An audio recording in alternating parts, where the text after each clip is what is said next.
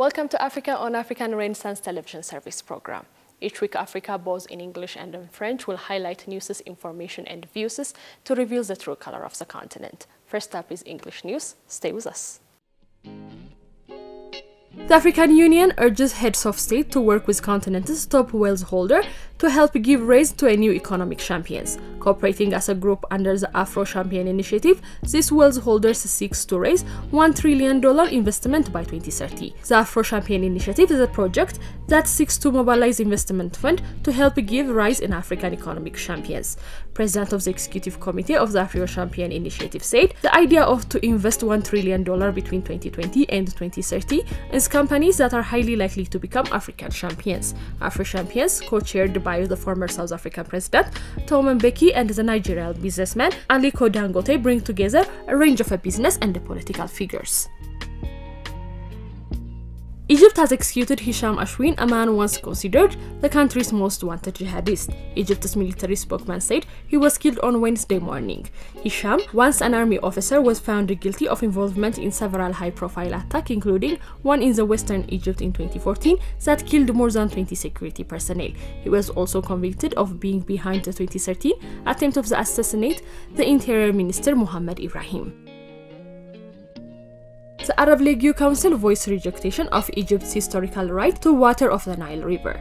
This came out at the end of the 153rd session of the Arab League Youth Council, which kicked off on Wednesday at the foreign ministerial level.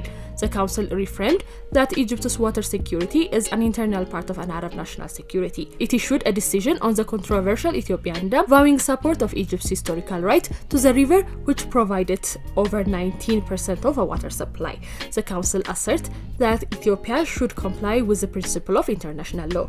The body rejects any unilateral action taken by Ethiopia to fill and operate the dam without reaching a balanced agreement with the downstream countries. Sudan has expressed reservation over the draft resolution proposed by Egypt to the Arab League to support both Egypt and Sudan in the dispute over a massive dam Ethiopia is building on the Blue Nile, Egypt's official news agency said.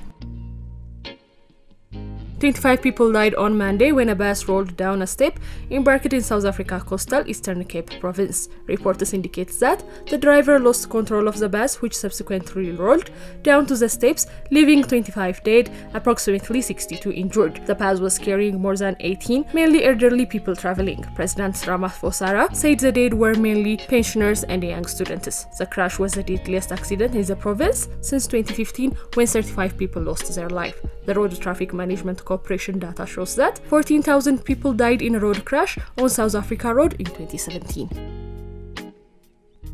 Researchers use subcomputer to predict potential breeding area as a food security fear grow. Scientists monitoring the movement of the worst locust outbreak in Kenya in 17 years are hopeful that a new tracking program they will be able to prevent the second surge of the crop harvesting insect.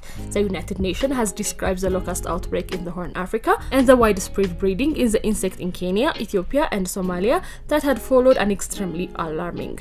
The United Nations Food and Agricultural Organization has warned that an intimate second hatch of the insect could threaten a food security of 25 million people across the region as an intern the cropping season. Researchers are now inputting data on the soil moisture and vegetable cover to help predict where eggs have been laid and are likely to hatch. The start of the first season of a Basketball Africa League has been postponed because of the coronavirus fear. The first Basketball Africa League campaign was due to start in Senegal on the 13th March, and a new date has been given. The new Professional League, a partnership between International Basketball Federation and the NBA, is set to feature 12 African club teams.